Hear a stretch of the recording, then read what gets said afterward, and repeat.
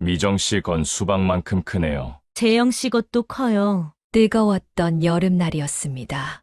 수박 비닐하우스 안에서 저와 재영 씨의 손이 자연스럽게 포개졌어요. 제 볼에는 부끄러운 홍조가 스며들었고, 재영 씨는 제 두 눈을 바라보며 따뜻하게 말씀하셨습니다. 미정 씨, 이제 외롭지 않으세요? 달콤한 수박 향기가 감도는 하우스 안에서 저희는 서로의 온기를 나누며 조용히 안아주었습니다. 그리고 오랫동안 닫혀있던 제 마음과 몸이 다시 깨어나는 순간이었죠. 나이 따위는 잊어버리고 서로에게 완전히 마음을 내어준 그 순간. 저는 다시 한번 여자로서 소중하게 여겨지고 있다는 걸 온 마음으로 느꼈습니다. 하지만 이 행복한 순간에 이르기까지 저에게는 상상할 수 없는 시련과 오해, 그리고 놀라운 반전이 기다리고 있었습니다. 과연 어떤 일들이 벌어졌을까요? 이 감동적인 황혼 연애의 전말이 궁금하시다면 구독과 좋아요, 알림 설정까지 꼭 부탁드리겠습니다. 그리고 댓글로 여러분의 따뜻한 응원도 남겨주세요. 그럼 지금부터 제 이야기를 들어보시겠습니다. 제 이름은 황미정이고 올해 58세입니다. 충청북도 옥천군 외곽의 조용한 시골 마을에서 혼자 살고 있습니다. 남편이 세상을 떠난 지 벌써 7년이 넘었네요. 그때부터 저는 비닐하우스에서 수박을 키우며 하루하루를 보내고 있습니다. 매일 새벽 4시 30분이면 어김없이 일어나 하우스로 향합니다. 투명한 비닐막 사이로 스며드는 아침 햇살을 받으며 수박 모종들을 살펴보는 것이 제 일과의 시작이었습니다. 작은 노란 꽃들이 피어나고 점점 둥글고 크게 자라가는 수박들을 보면 마음이 조금씩 위로받는 기분이었죠. 사실 저는 원래 말수가 적은 편입니다.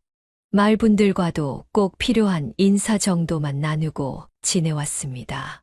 그래도 이웃들은 저를 성실하고 참을성 많은 사람이라고 말씀해 주셨습니다.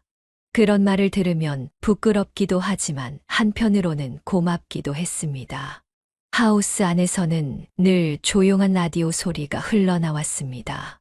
점심시간이면 잠시 앉아서 김이 모락모락 나는 도시락을 먹으며 창밖을 내다보곤 했습니다. 멀리 보이는 산들과 논밭의 풍경이 계절마다 조금씩 달라지는 모습을 바라보는 것만으로도 하루의 피로가 조금은 덜어지는 듯 했습니다. 가끔 그런 순간에 문득 외로움이 밀려오기도 했습니다. 특히 저녁 무렵 하우스 문을 닫고 집으로 돌아가는 길에 혼자라는 생각이 더욱 깊게 느껴졌죠. 하지만 저는 그런 감정에 오래 머물지 않으려 애썼습니다. 수박들이 제 손길을 기다리고 있었고 내일도 해야 할 일들이 기다리고 있었으니까요. 농사일이란 게 그런 것 같습니다. 슬퍼하거나 외로워할 겨를도 없이 계절의 흐름에 맞춰 부지런히 움직여야 하는 일이죠. 봄이면 모종을 심고, 여름이면 물을 주며, 가을이면 수확하고, 겨울이면 다음 해를 준비하는 그런 반복 속에서 저는 조용히 제 자리를 지켜왔습니다. 그렇게 평범하고 조용했던 제 일상이 조금씩 변화하기 시작한 것은 올해 여름이었습니다.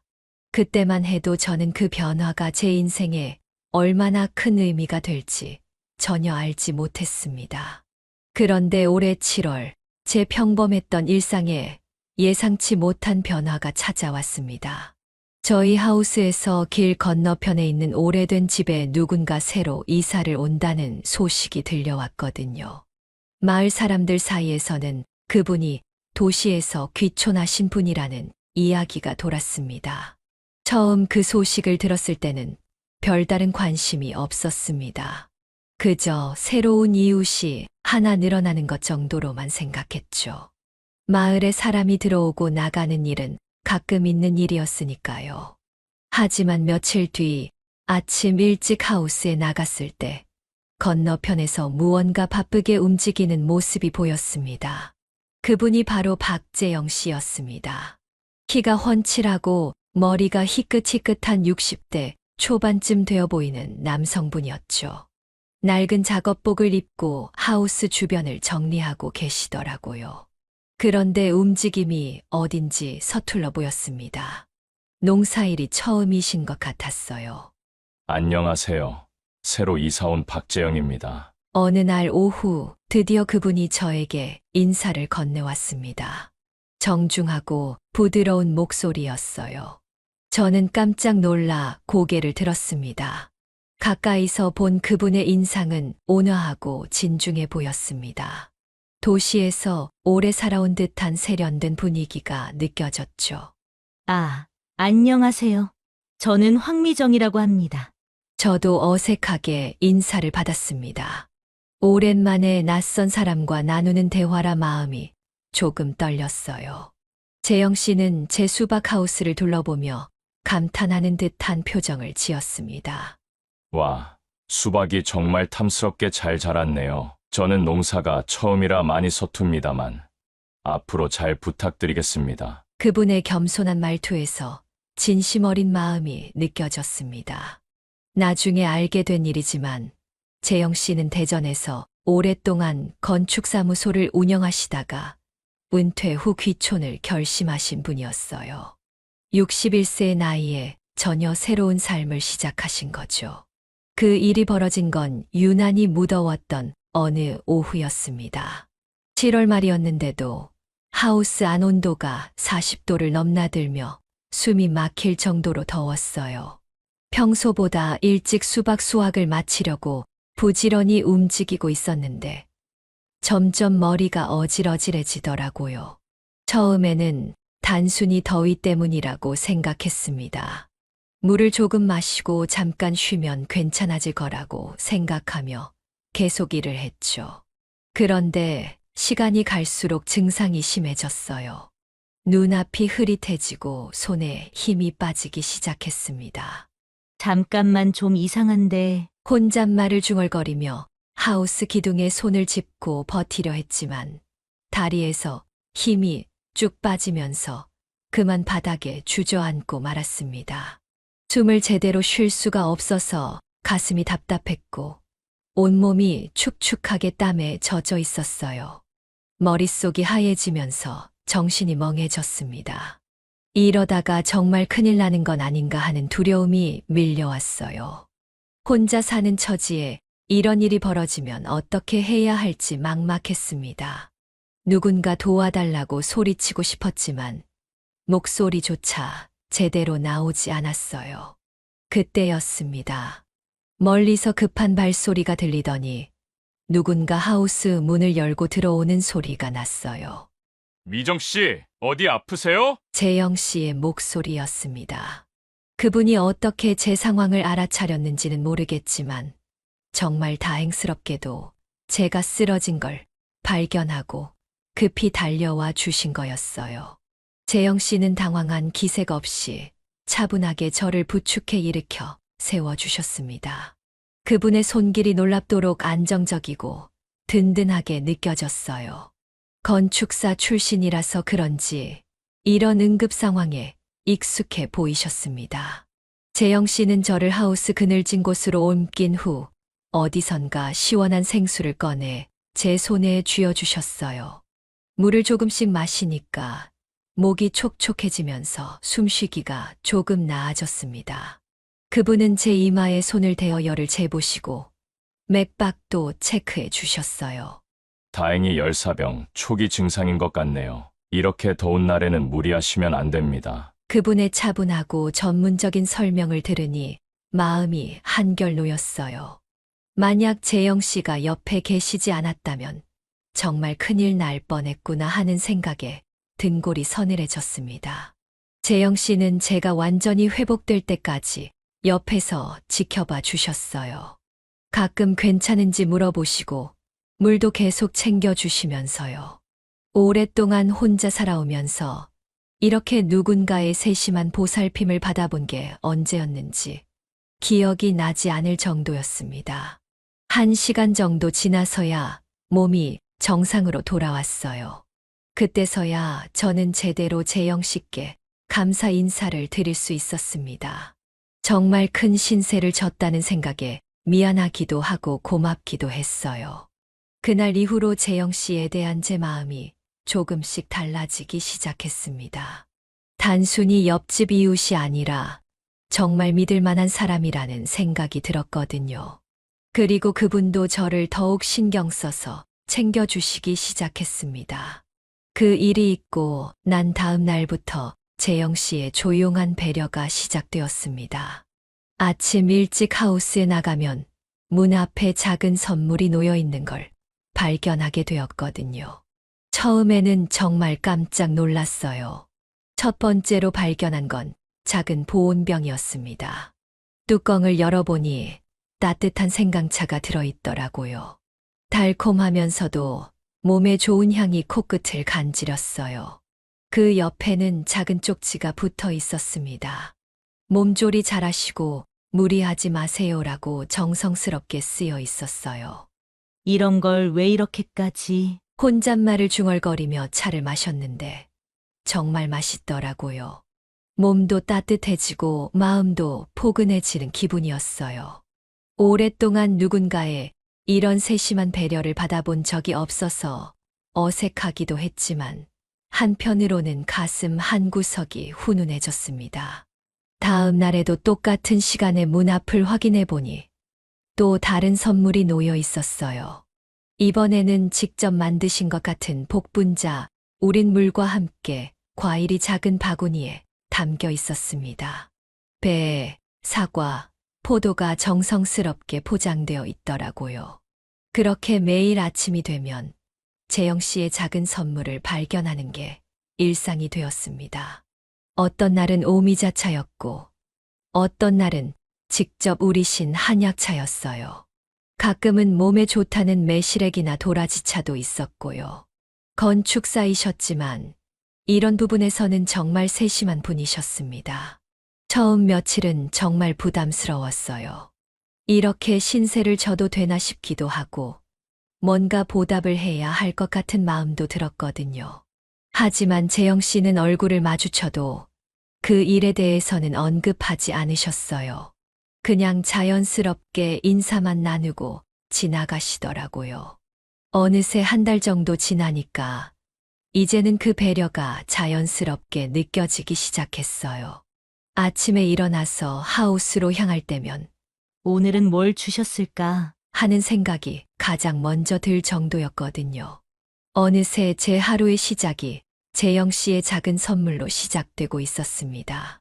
가끔은 제가 먼저 뭔가 보답을 하고 싶다는 생각도 들었어요.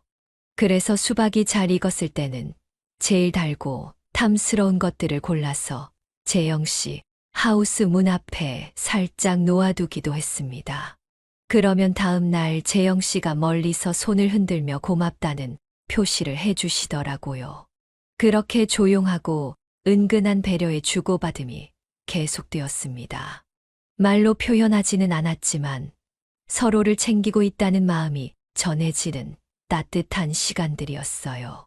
오랫동안 혼자였던 제게는 이런 작은 관심 하나하나가 정말 큰 위로가 되었습니다.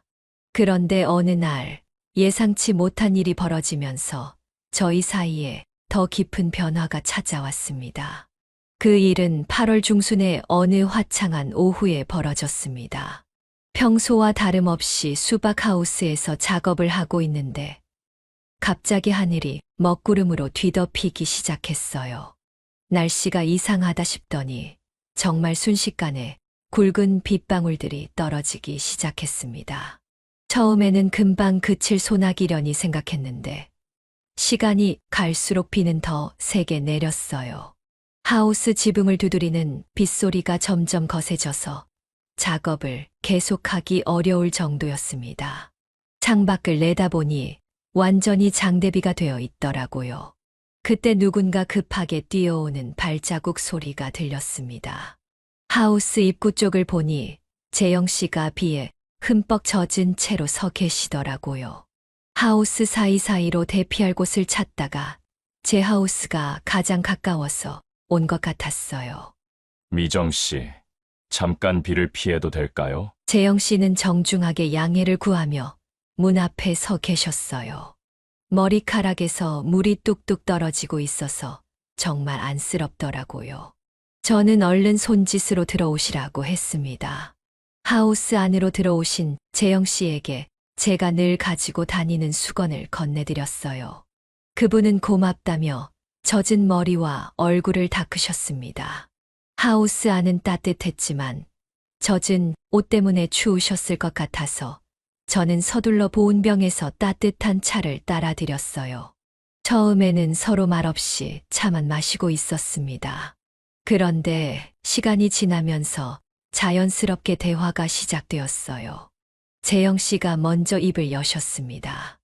이런 비 오는 날이면 옛날 생각이 많이 나요. 아내가 살아있을 때는 이런 날 집에서 함께 차를 마시며 이야기를 나누곤 했거든요. 그분의 목소리에는 그리움이 묻어 있었어요.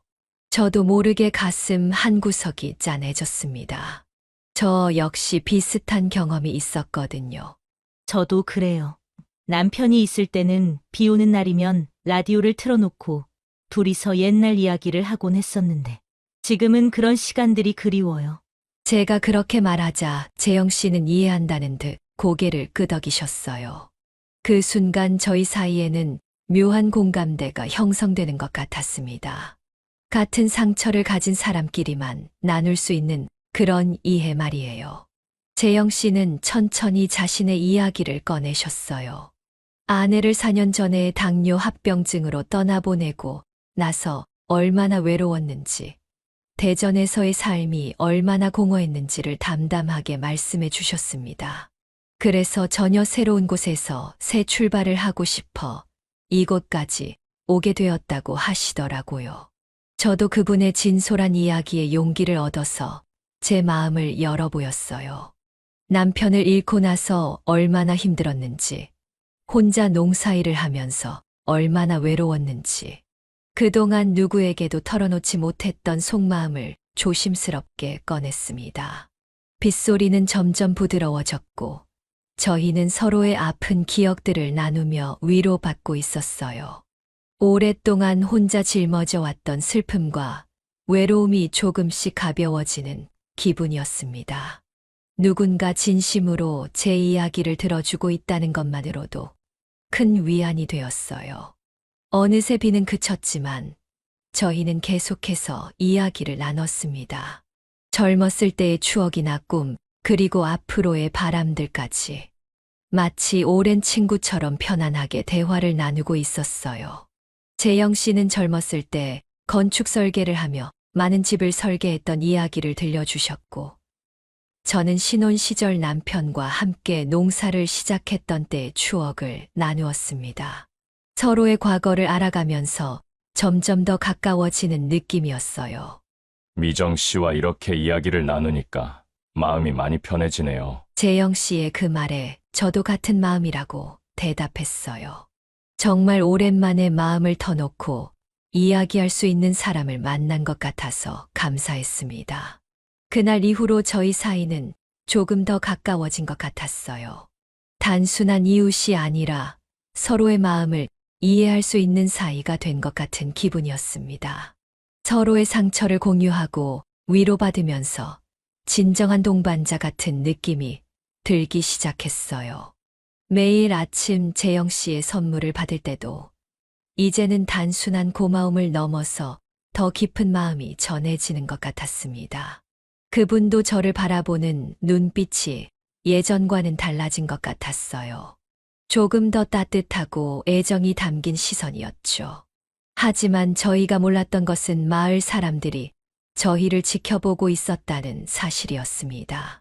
작은 시골 마을에서는 사소한 변화도 금세 화제가 되거든요. 그리고 그 시선들이 저희에게 예상치 못한 시련을 가져다 줄 거라는 건 그때 저희가 전혀 예상하지 못했던 일이었습니다. 그 폭우 속에서의 대화 이후 저희 사이는 자연스럽게 더 가까워졌어요. 재영 씨는 전보다 더 자주 안부를 묻기 시작했고, 저도 농사일에 대해 조언을 구하러 오시는 그분을 반갑게 맞았습니다. 서로에게 의지할 수 있는 사람이 생겼다는 사실만으로도 마음이 따뜻해졌죠. 하지만 저희가 몰랐던 것은 마을 사람들이 저희를 주의 깊게 지켜보고 있었다는 사실이었습니다.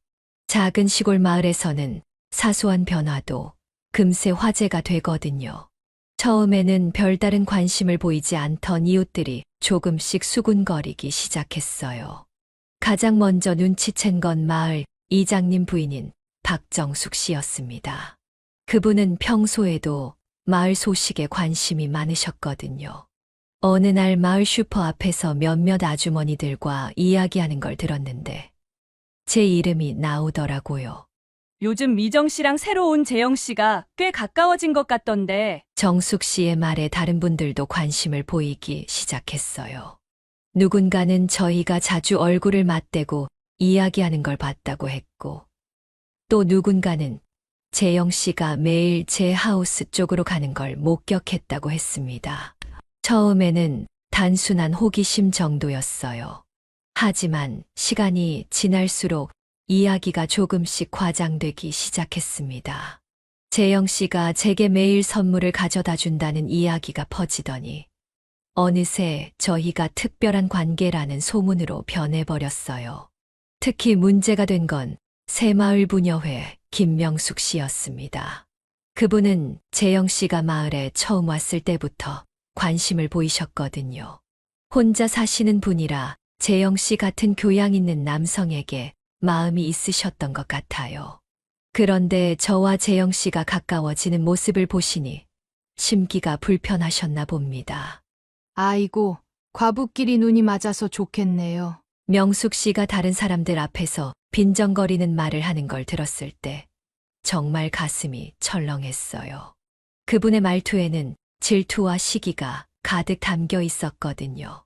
마을 회관에 정기 모임이 있어서 갔을 때도 사람들의 시선이 예전과 달라진 걸 느꼈어요. 제가 들어가면 하던 이야기를 멈추고 저를 쳐다보거나 일부러 피하는 듯한 행동을 보이는 분들이 있었습니다. 정말 어색하고 불편했어요. 가장 힘들었던 건 직접적인 비난을 들었을 때였습니다. 어느 날 농협에서 비료를 받으러 갔는데 앞에서 기다리던 몇 분이 큰 소리로 이야기하고 계셨어요. 나이도 이만큼 먹고 철없이 남편 죽은 지 몇 년이나 됐다고 벌써 다른 남자한테 눈독 들이고. 그 말을 들은 순간 얼굴이 화끈거렸어요. 분명히 저를 겨냥한 말이었거든요. 하지만 아무 말도 할 수 없었어요. 변명을 한다고 해서 상황이 나아질 것 같지도 않았고요. 더 속상한 건 평소에 친하게 지내던 분들마저 저를 멀리하기 시작했다는 것이었어요. 인사를 해도 시큰둥하게 받거나 아예 못 본 척하는 분들이 생겼습니다. 마을에서 오랫동안 살아온 저에게는 정말 충격적인 일이었어요. 재영 씨도 이런 분위기를 눈치채셨나 봐요. 평소보다 조심스러워 하시더라고요. 저를 만날 때도 사람들 눈을 의식하시는 것 같았고, 대화도 예전처럼 자연스럽지 못했어요. 특히 김명숙 씨의 질투는 날이 갈수록 심해졌습니다. 그분은 새마을 부녀회 회장이라는 지위를 이용해서 다른 부녀 회원들에게 저희에 대한 험담을 퍼뜨리기 시작했어요. 저희가 마을의 체면을 깎는다느니, 좋지 못한 소문을 만든다느니 하면서 말이에요. 어느 날은 명숙 씨가 직접 제게 찾아와서 노골적으로 경고하기도 했습니다. 미정 씨, 마을에서 좋지 않은 소문이 나돌고 있어요. 조금 조심하시는 게 좋을 것 같은데요. 그분의 말투는 표면적으로는 걱정하는 듯 했지만 속내는 분명히 경고의 의미였어요. 저는 그냥 알겠습니다. 라고만 대답할 수밖에 없었습니다.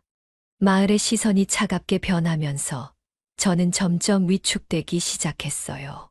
하우스에서 나올 때도 주변을 살피게 되었고 사람들과 마주치는 것도 피하게 되었습니다. 그렇게 조용히 지내면 소문도 가라앉을 거라고 생각했어요. 재영 씨도 마찬가지였던 것 같아요. 아침에 선물을 가져다 주시는 것도 더욱 조심스럽게 하시더라고요.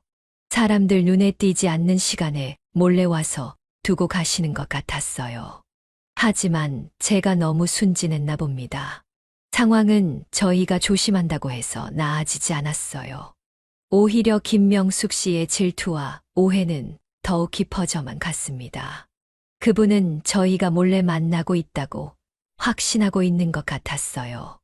마을 사람들 사이에서도 의견이 갈렸습니다. 일부는 저희를 응원해 주시는 분들도 있었지만 대부분은 명숙 씨의 영향을 받아서 저희를 곱지 않은 시선으로 바라보기 시작했어요. 그렇게 점점 마을에서의 제 입지가 좁아지고 있을 때 상상도 못했던 끔찍한 일이 벌어지고 말았습니다. 마을에서 오랫동안 평화롭게 살아온 저에게는 믿을 수 없는 일이었어요.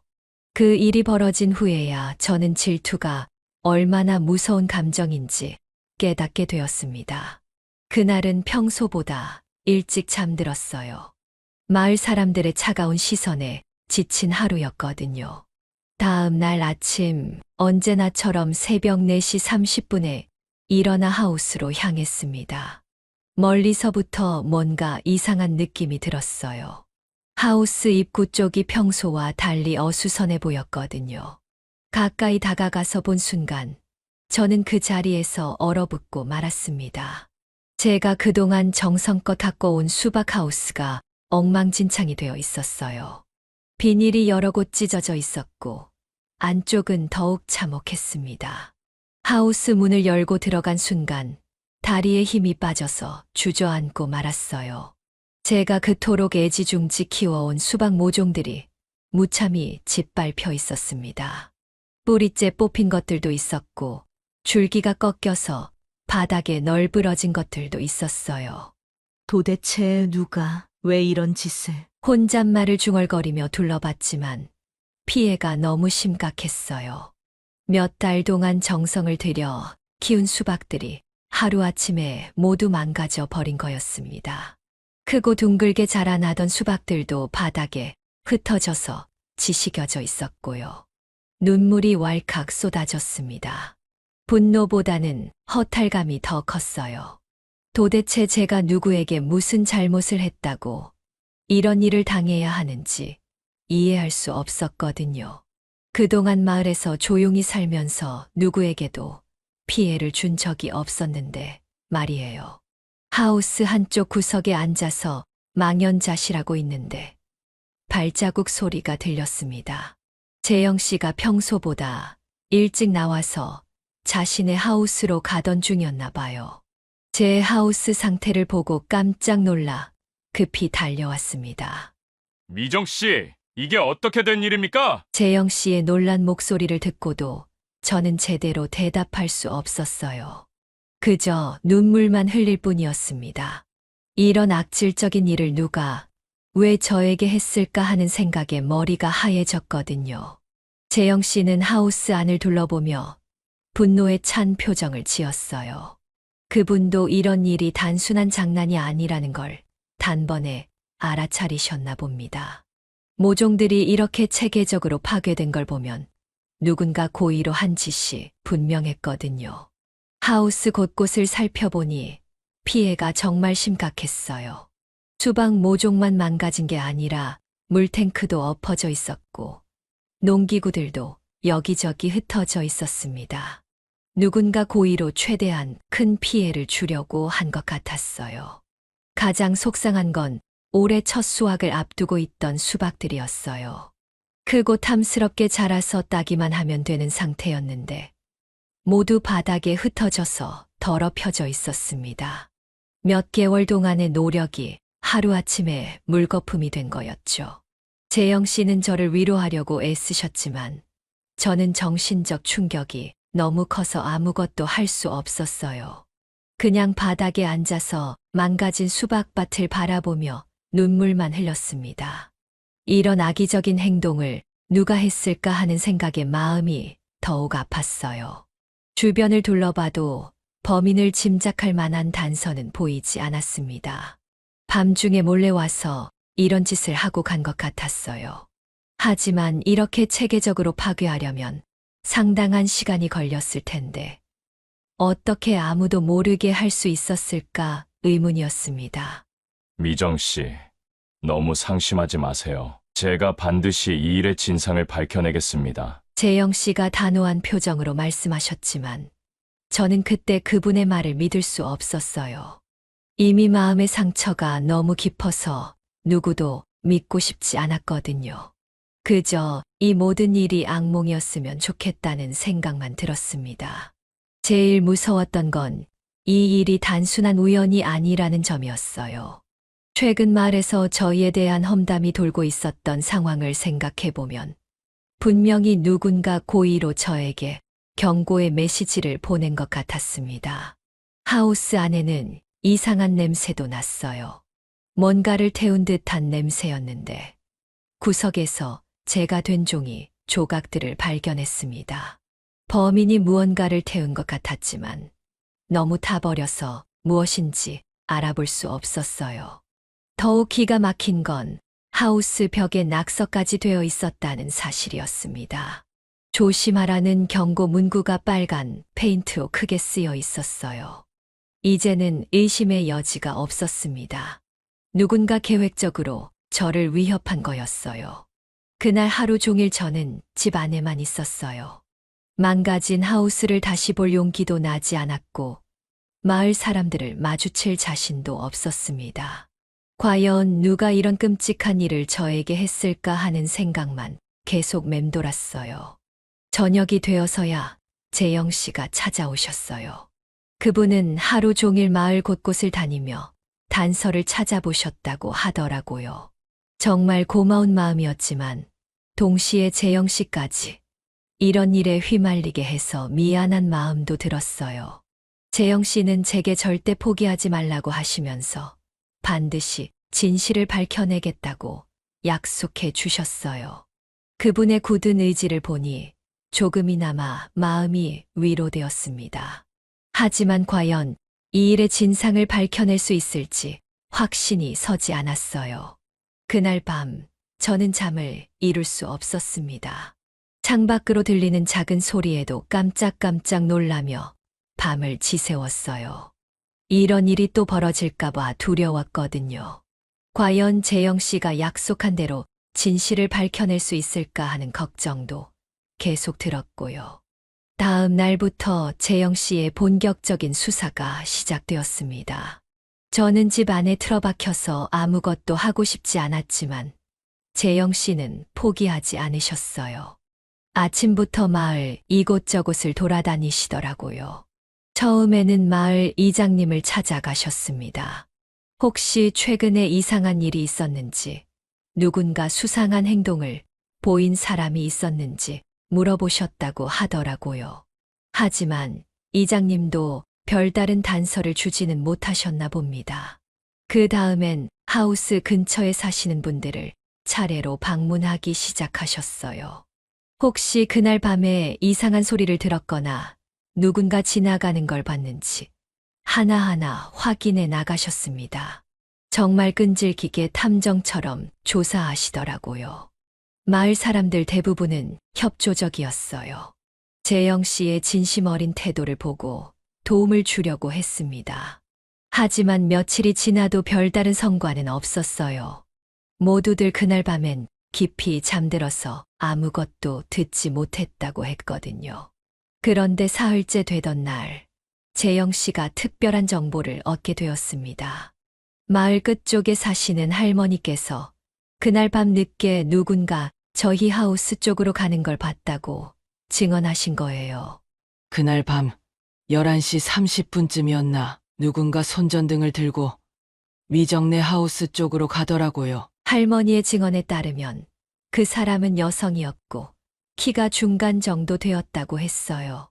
그리고 1시간 반 정도 후에 같은 길로 돌아가는 걸 보셨다고 하더라고요. 드디어 단서다운 단서가 나온 셈이었습니다. 재영 씨는 이 정보를 바탕으로 더욱 적극적으로 조사를 진행하셨어요. 마을에서 그 시간대에 밖에 나올 만한 사람들을 하나씩 추려가기 시작하신 거죠. 그리고 각자의 알리바이를 확인해 나가셨습니다. 며칠 더 지나서 결정적인 증거가 나왔습니다. 마을 정미소 사장님이 중요한 증언을 해주신 거예요. 사건이 일어나기 전날 김명숙 씨가 정미소에 와서 이상한 행동을 보였다는 것이었습니다.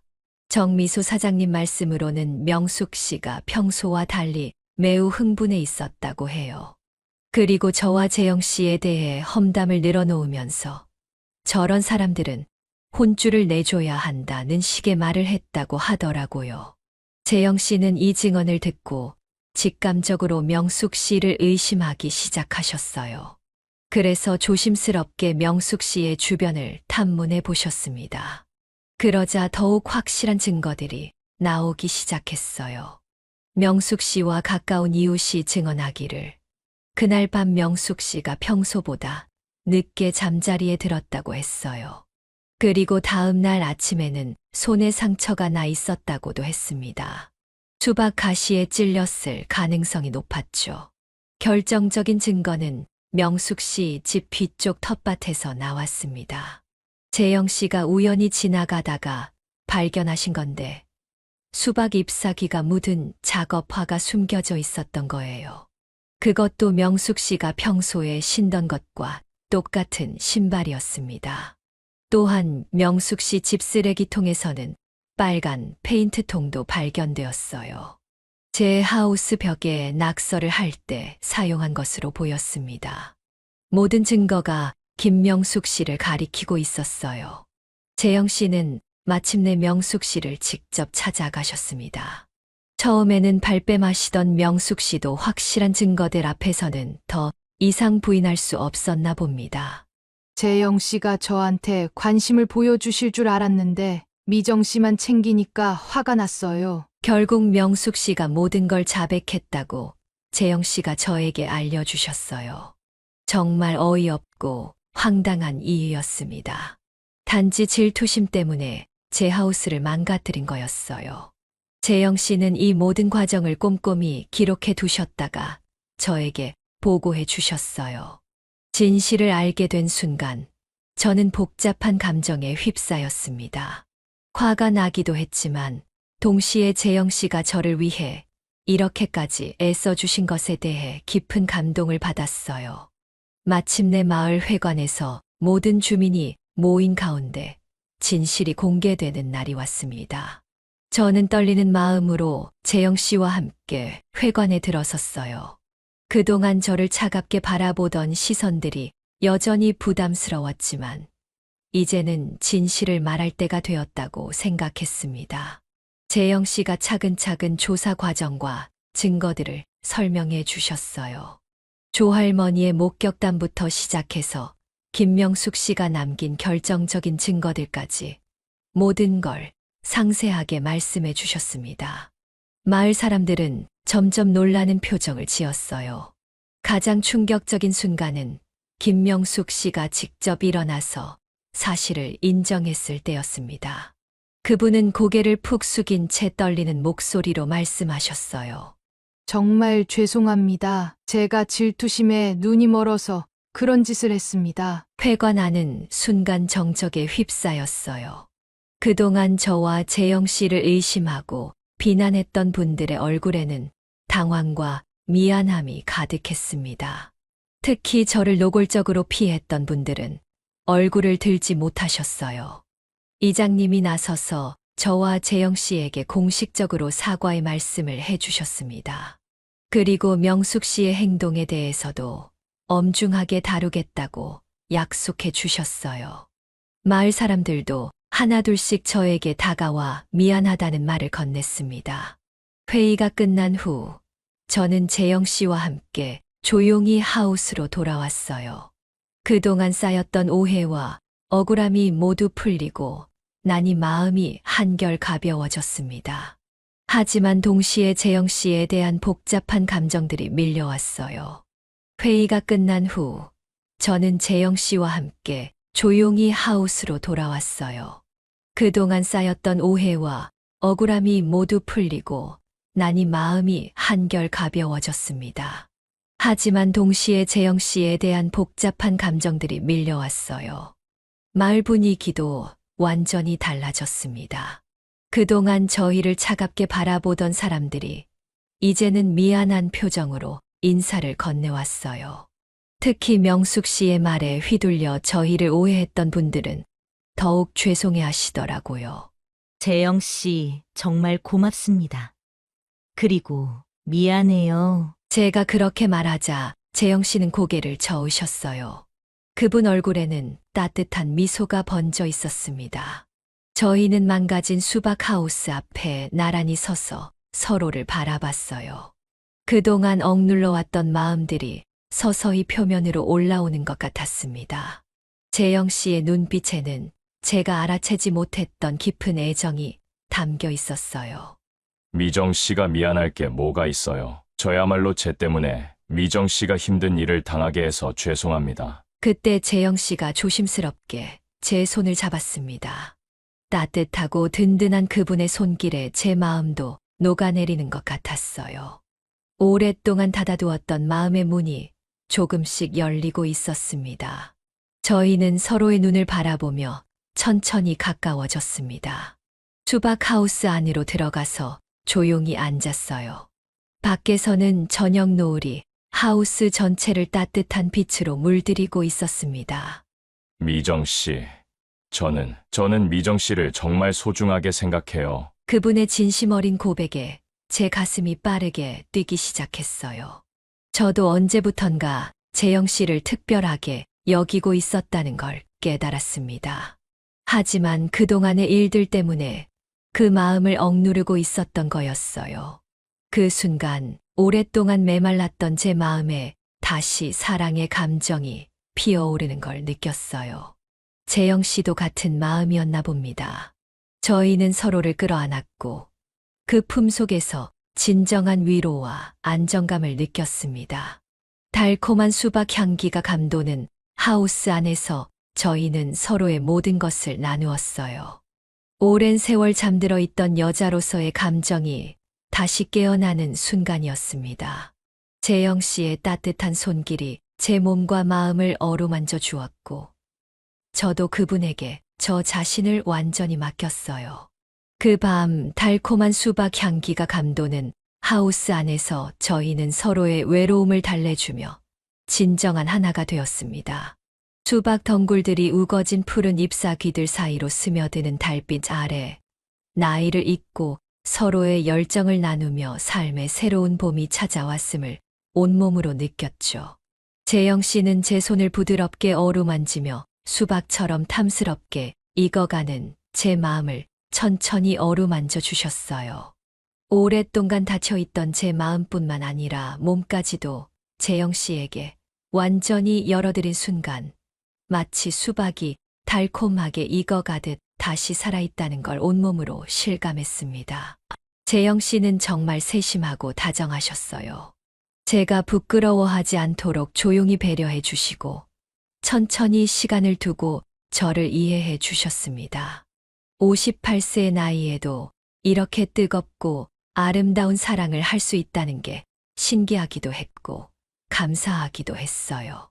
수박 하우스 안은 따뜻했고 저희만의 특별한 은밀한 공간이 되었어요. 탐스럽게 자란 수박들이 저희를 둘러싸고 있는 가운데 저희는 서로의 모든 상처를 치유해 주고 새로운 희망을 심어 주었습니다. 수박의 달콤한 향기 속에서 오랫동안 혼자였던 외로움이 이렇게 감미롭게 채워질 수 있다는 게 꿈만 같았어요. 그 후 저희는 수박밭 한쪽, 큰 수박들이 주렁주렁 열린 넝쿨 아래에 나란히 누워서 별을 바라보며 이야기를 나눴어요.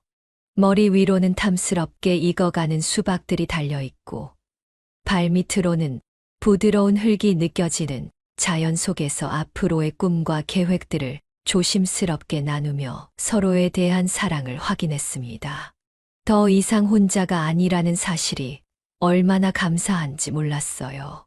재영 씨는 제가 추위를 타지 않도록 자신의 겉옷을 벗어서 저에게 입혀주시고 수박 덩굴의 넓은 잎으로 저를 살며시 가려주셨어요.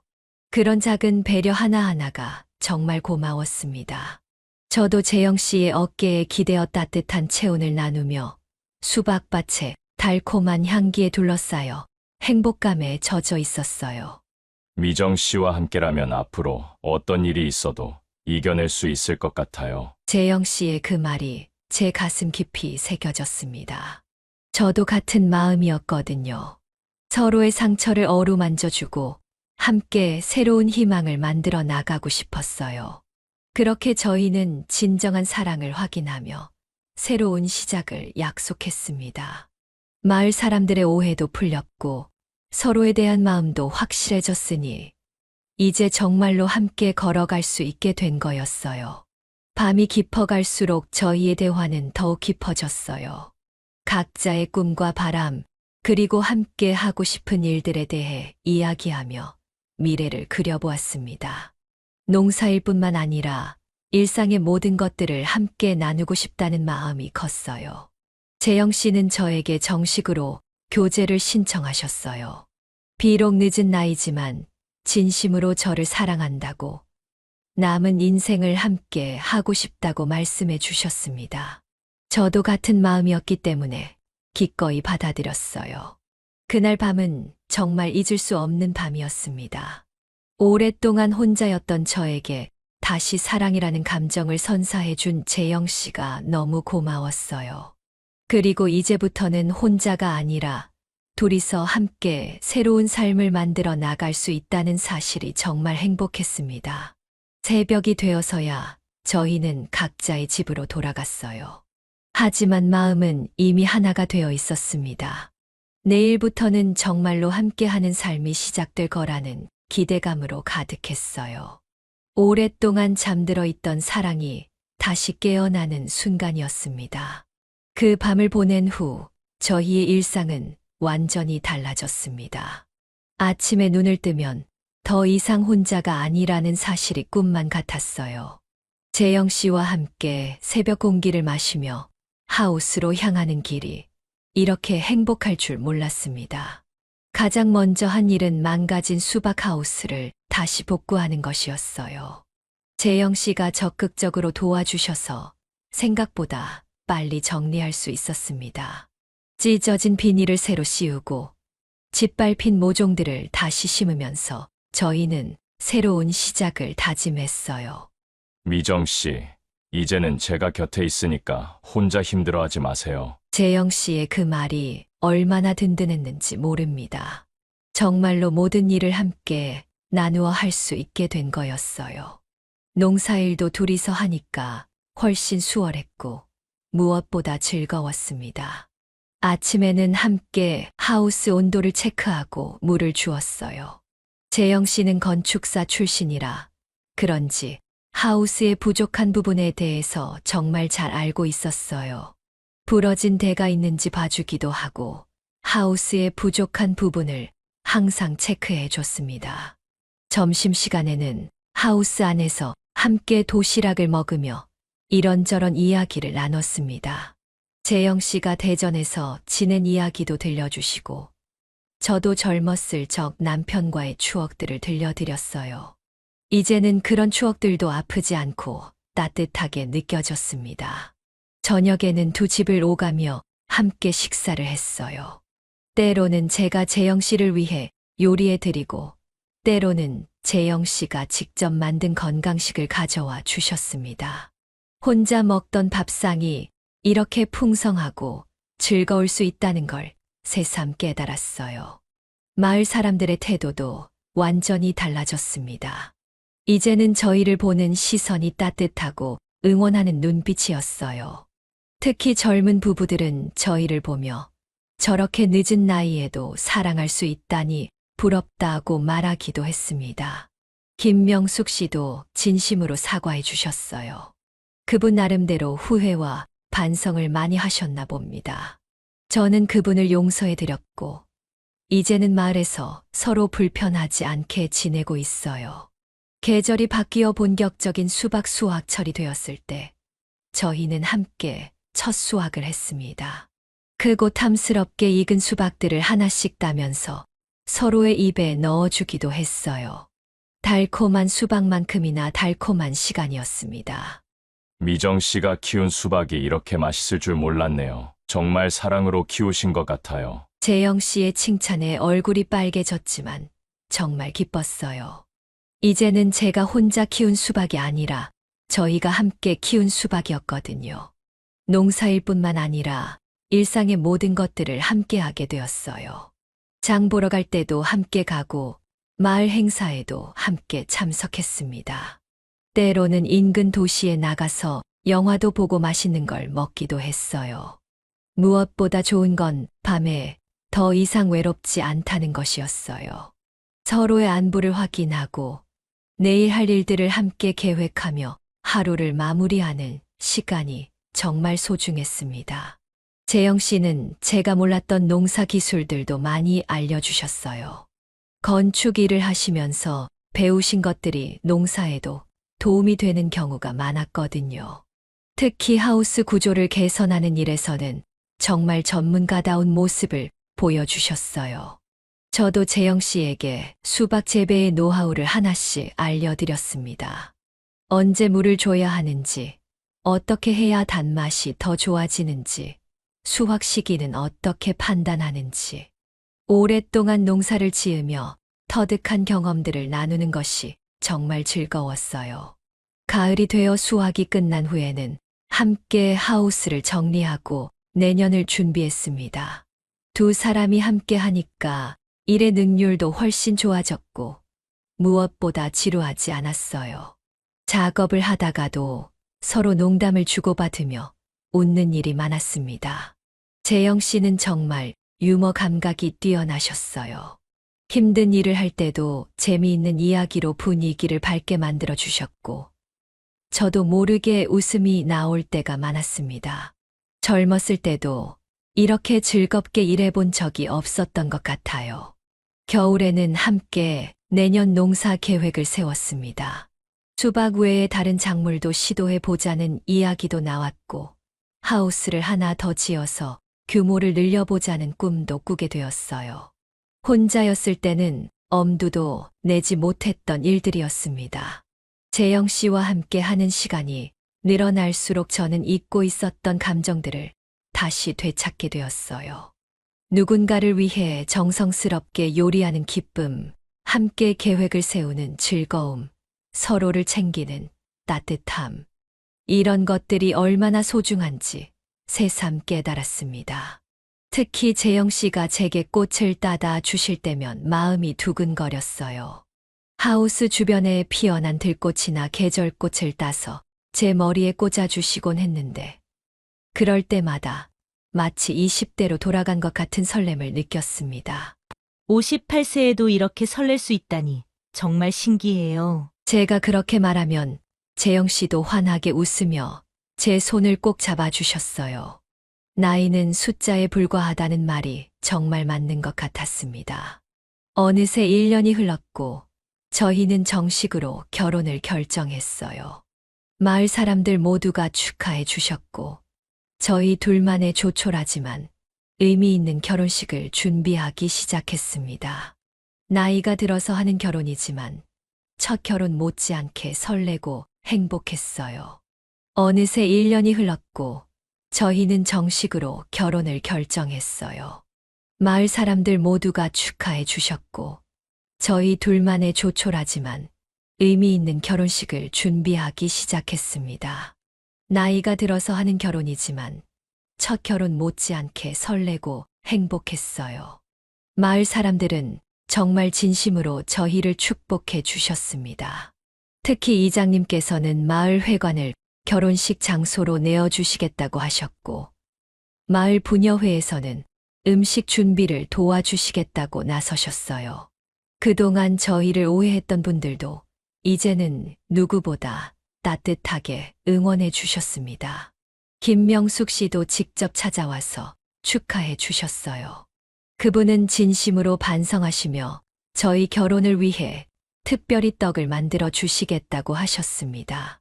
과거의 일은 모두 용서하고 이제는 마을의 한 가족으로 함께 살아가고 싶다는 마음이 전해졌어요. 결혼식 날이 다가올수록 마을 전체가 축제 분위기였습니다. 젊은 부부들은 저희를 보며 진정한 사랑에는 나이가 없다며 감동해 하셨고, 나이 드신 분들은 늦은 나이에도 새 출발할 수 있다며 희망을 얻으신다고 하셨어요. 드디어 결혼식 날이 왔습니다. 가을의 끝자락, 단풍이 아름답게 물든 10월의 어느 화창한 오후였어요. 마을 회관은 사람들이 정성껏 꾸며준 꽃으로 가득했고 따뜻한 축복의 말들이 여기저기서 들려왔습니다. 저는 수박 농사로 번 돈으로 조촐하지만 정성스럽게 준비한 한복을 입었어요. 재영 씨도 깔끔한 양복을 입고 정말 멋지게 차려입으셨습니다. 거울을 보니 58세의 나이에도 이렇게 행복한 신부가 될 수 있다는 게 신기했어요. 미정 씨, 정말 아름다우세요. 재영 씨가 제 손을 잡으며 속삭여 주셨을 때 제 마음은 20대 처녀처럼 두근거렸습니다. 나이는 정말 숫자에 불과하다는 생각이 들었어요. 결혼식은 정말 따뜻하고 감동적이었습니다. 마을 이장님께서 주례를 맡아주셨고 온 마을 사람들이 참석해서 축복해 주셨어요. 화려하지는 않았지만 진심이 가득 담긴 결혼식이었습니다. 특히 감동적이었던 건 마을 할머니들께서 직접 불러주신 축가였어요. 오래된 민요를 개사해서 저희를 위한 특별한 노래를 만들어 주셨는데 듣는 내내 눈물이 날 뻔했습니다. 이렇게 많은 분들의 사랑을 받으며 결혼할 수 있다는 게 정말 감사했어요. 식이 끝나고 마을 사람들과 함께 나눈 식사 시간도 잊을 수 없었습니다. 각자 집에서 정성껏 만들어 온 음식들을 나누며 축하의 말들을 들을 때마다 가슴이 뭉클했어요. 정말 마을 전체가 하나가 되어 저희를 축복해 주시는 것 같았습니다. 결혼식 후 저희는 마을 뒷산에 올라가서 단둘이 시간을 보냈어요. 가을 단풍이 붉게 물든 산 아래로 저희가 살아갈 마을이 한눈에 내려다 보였습니다. 이제 정말로 부부가 되어 함께 살아갈 터전이었죠. 함께라서 행복해요. 재영 씨, 제가 그렇게 말하자 재영 씨도 환하게 웃으며 제 손을 꼭 잡아주셨습니다. 이제 저희에게는 두려움이나 외로움 대신 따뜻한 사랑과 희망만이 가득했어요. 그날 밤 저희는 새로 꾸민 신방에서 정말 행복한 시간을 보냈습니다. 58세와 61세의 늦은 결혼이었지만 사랑하는 마음만큼은 20살 청춘 못지않았어요. 서로를 향한 마음이 이렇게 간절하고 뜨거울 수 있다는 걸 새삼 깨달았습니다. 결혼 후 저희의 일상은 더욱 충실해졌습니다. 아침에 함께 일어나서 수박밭을 돌보고 점심에는 함께 식사하며 이런저런 이야기를 나누고 저녁에는 마을 사람들과 어울리며 즐거운 시간을 보냈어요. 무엇보다 좋은 건 이제 정말로 가족이 되었다는 사실이었습니다. 법적으로도 마음으로도 완전한 부부가 되어 서로를 의지하며 살아갈 수 있게 된 거였죠. 혼자였을 때는 상상도 못했던 안정감과 행복감이었어요. 재영 씨는 결혼 후에도 여전히 저를 세심하게 챙겨주셨어요. 아침마다 따뜻한 차를 끓여주시고 몸에 좋은 음식을 만들어주시고 제가 힘들어할 때는 언제나 든든한 버팀목이 되어주셨습니다. 저도 재영 씨를 위해 최선을 다했어요. 좋아하시는 음식을 연구해서 만들어 드리고 건강 관리를 도와드리고 무엇보다 재영 씨가 외롭지 않도록 항상 곁에 있어 드렸습니다.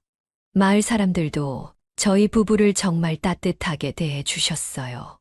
이제는 누구도 저희를 이상하게 보지 않았고 오히려 저런 부부가 되고 싶다 하며 부러워하시는 분들이 많았습니다. 늦은 나이에 결혼이 마을에 희망과 용기를 주고 있는 것 같아서 뿌듯했어요. 계절이 바뀌고 또 바뀌면서 저희 부부의 사랑도 더욱 깊어져 갔습니다. 함께 농사를 짓고 함께 웃고 함께 꿈을 꾸며 진정한 동반자로 살아가고 있어요. 늦은 나이에 만난 사랑이지만 아니 그렇기 때문에 더욱 소중하고 감사한 사랑이었습니다. 지금 저희는 함께 수박 농장을 운영하며 평범하지만 충만한 삶을 살아가고 있습니다. 서로의 상처를 어루만져주고 외로움을 달래주며 진정한 생의 동반자가 되어 주고 있어요. 58세에 시작된 새로운 사랑이 이렇게 아름다운 결실을 맺을 수 있다는 게 정말 기적 같습니다. 지금 저희는 함께 수박 농장을 운영하며 평범하지만 충만한 삶을 살아가고 있습니다.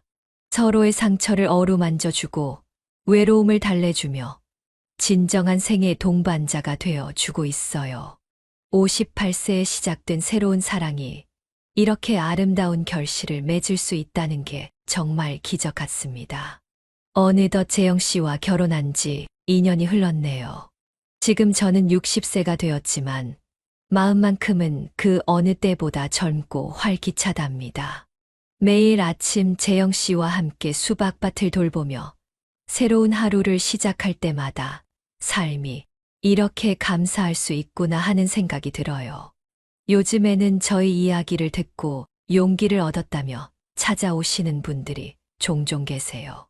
특히 남편이나 아내를 잃고 혼자 지내시는 분들이 나도 미정 씨처럼 새로운 사랑을 만날 수 있을까요? 라고 물어보실 때면 저는 항상 이렇게 대답해 드려요.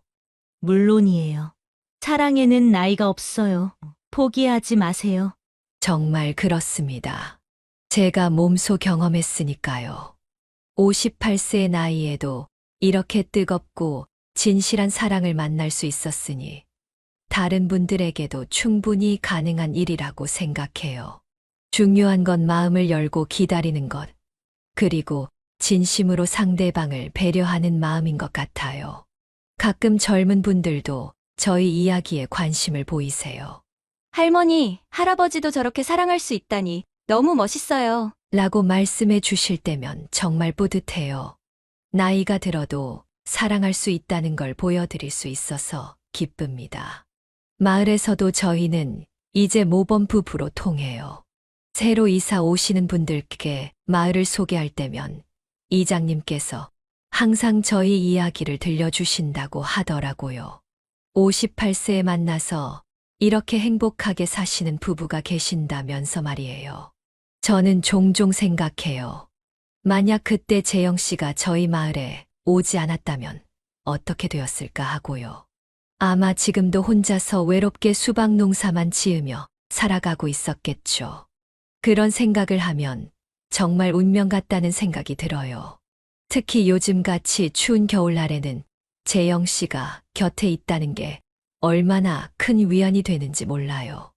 예전에는 혼자서 긴 겨울밤을 보내는 게 정말 외로웠는데, 이제는 재영 씨와 함께 따뜻한 방에서 내년 농사 계획도 세우고 이런저런 이야기를 나누며 시간 가는 줄 모르겠어요.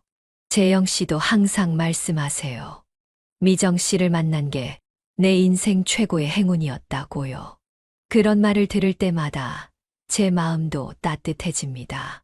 서로가 서로에게 이렇게 소중한 존재가 될 수 있다는 게 정말 감사해요.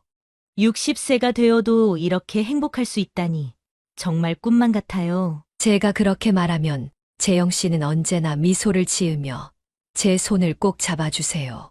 그리고 앞으로도 계속 함께 행복하게 살아가요. 라고 말씀해 주시죠. 저는 이 이야기를 통해서 많은 분들에게 전하고 싶은 메시지가 있어요. 나이가 들었다고 해서 사랑을 포기할 필요가 없다는 것입니다. 오히려 나이가 들수록 진정한 사랑이 무엇인지 더 잘 알게 되는 것 같아요. 젊을 때의 사랑이 열정적이고 불같다면 나이 들어서의 사랑은 잔잔하지만 깊고 따뜻해요. 서로를 이해하고 배려하는 마음, 함께 있을 때의 편안함과 안정감, 그리고 서로에 대한 깊은 신뢰, 이런 것들이 진정한 사랑이 아닐까 싶어요. 혹시 지금 이 영상을 보고 계시는 분 중에서 혼자 지내시며 외로움을 느끼고 계시는 분이 계시다면 부디 포기하지 마세요. 저처럼 예상치 못한 순간에 운명 같은 만남이 찾아올 수도 있어요. 그리고 이미 좋은 분을 만나셨다면 나이 때문에 주저하지 마세요. 진심으로 서로를 아끼는 마음이 있다면 나이는 정말 숫자에 불과해요. 저희가 그것을 증명해 드린 것 같아서 뿌듯합니다. 요즘 저는 작은 일기장에 재영 씨와의 일상을 적어두고 있어요. 언젠가 손자, 손녀들이 생기면 할머니, 할아버지가 어떻게 만나서 어떻게 사랑하며 살았는지 들려주고 싶거든요. 사랑에는 나이가 없다는 걸 보여주고 싶어요. 마을에서도 저희 같은 황혼 연애가 점점 늘어나고 있어요.